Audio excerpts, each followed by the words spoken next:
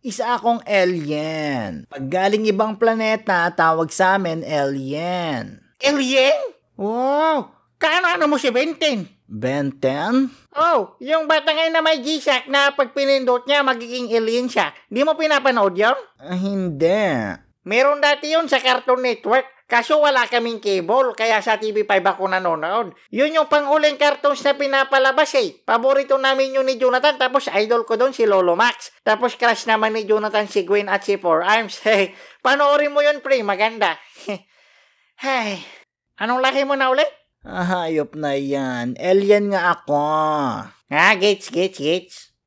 Teka lang, kung alien ka, hindi ibig sabihin na sa UFC ako? UFO. UFO yon. Oo, UFO. I identify as flying object. Unidentified flying object. Oh, di ba? Mundi ka na.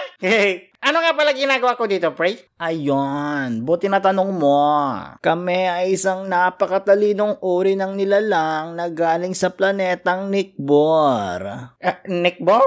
Bornik? Teka lang, patapusin mo muna ako, pwede? Okay.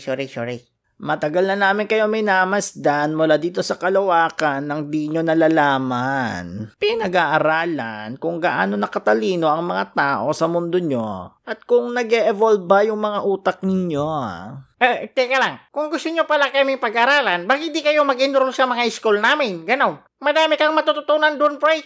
Yun lang, pag mag-graduate ka, hindi ka magtutuga. Nag-aral ka ba? Sakto lang. Hindi namin pwede gawin yon dahil masyado kami matalino at baka hindi kayanin ng utak nyo ang mga impormasyon na sasabihin namin. Oh, so bakit ako nandito? Dahil plano namin kumuha ng isang espesyal na tao para may sagawa ang pag-aaral namin. Ha?